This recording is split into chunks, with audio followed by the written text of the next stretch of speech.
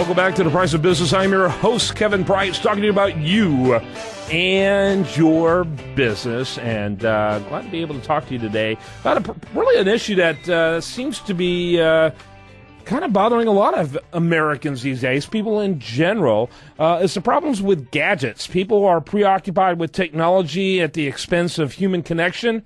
Dr. Dennis Burke is going to spend some time talking just about that here on today's program. By the way, his website is minddestiny.com. A little bit about your background, Dennis, and welcome to the program. Thank you for having me. Grew up in Ireland back in the 60s and the 70s, came to New York in 1986, lived on the East Coast for a few years, but mostly spent my life in America, in Atlanta, Georgia. I lived there for 22 years, and now live in southwest Florida in a little city called Sarasota, near Siesta Key, Florida. Okay, very cool. And your academic background? I have a bachelor's degree in food marketing, and I got a doctorate in metaphysics and philosophy. Okay, very cool. Now, you're one of your concerns is watching people out there whose lives are pretty much disconnected thanks to technology. You know, that very thing that was designed to help them has become an obsession to them. Talk a little bit about that. Yeah, sure. I think if you go back 30, 40 years, you know, people sat around the kitchen or dinner table and they had real conversation and real communication, and they were able to address each other's issues on many different levels, whether it was the family or whether it was just spouses or couples working together.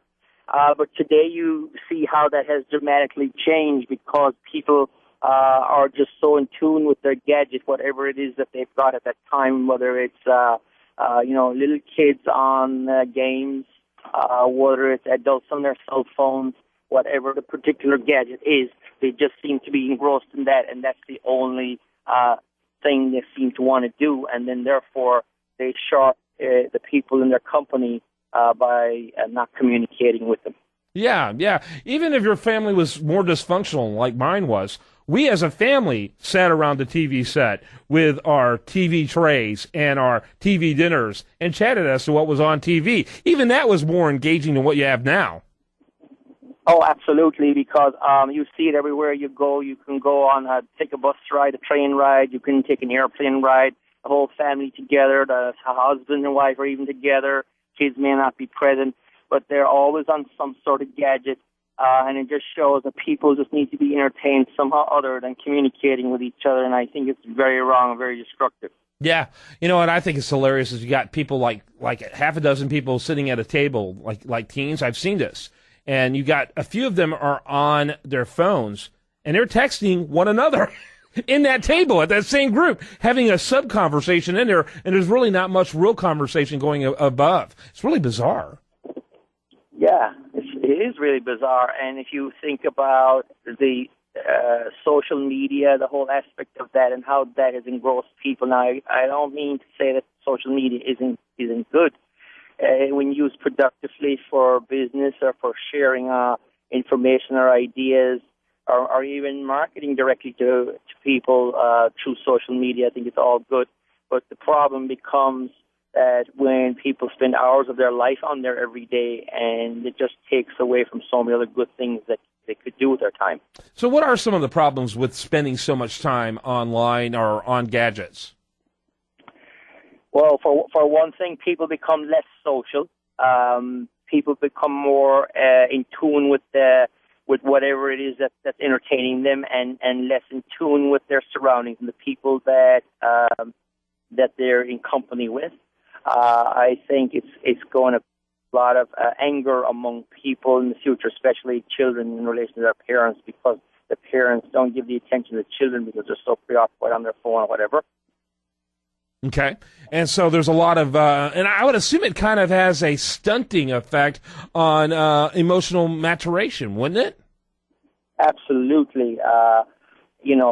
People feel like that they were shorted. They, especially little kids, they're like 7, 8, 9, 10, mom and dad are on their iPads or on their cell phones, and the kids feel like they're just totally neglected. They just don't feel like they're getting their parents' attention.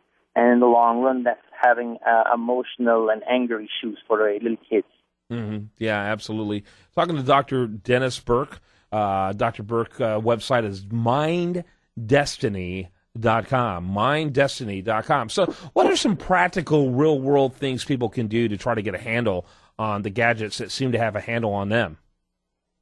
I think I have kids myself that are in the 12 to 16 range, and what I would suggest based on some steps we have taken in our household, because the Xbox plays into this as well, a whole host of other gadgets. We have used Xbox as a device to reward for household chores done. We manage the use of the gadgets. You know, they can't just be on the gadget all of the time. But if they need to stay in touch with their friends, that's okay within a certain time frame. And if we go out to dinner as a family, we never have any gadgets with us. Or if we travel as a family, we don't allow, while we're sitting at the airport, or we don't allow while we're on the airplane or in a cab or whatever for the kids to use their devices. And my wife and I have become very strict on that. Yeah, very good. Do want to remind you again, Dr. Dennis Burke, minddestiny.com, minddestiny.com. So you just suggest putting together a structure of limitations on this. Only certain periods of time you can use it, and that type of thing. Yeah, correct. Possibly for Xbox, which, our son uses that, managing what it is that he's watching, or if you have a daughter, what she is watching. But limiting that to maybe just on Saturday and Sunday for an hour each time. It becomes highly addictive, and kids really want to be on there 20, 30 hours a week, but I think that's a huge waste of a life, because kids have so much potential to learn so much at that stage that they need to be focused on doing something like maybe learning music or learning another language. What a novel idea. Those are all great. Dr. Dennis Burke, his minddestiny.com is his website. I have a good friend of mine who is a Orthodox Jew, and they take an entire day off starting Friday night until Sunday morning. They don't touch anything that are gadget-related. Of course, that's part of their religion. And he goes, well, let me tell you, it's almost like it just has a cleansing effect mentally, and they almost reboot themselves in that time period. Something to look into. Thanks so much, Dennis. And I am Kevin Price. Do want to remind you the best content here shows up over there at usdailyreview.com. And you're listening to The Price of Business.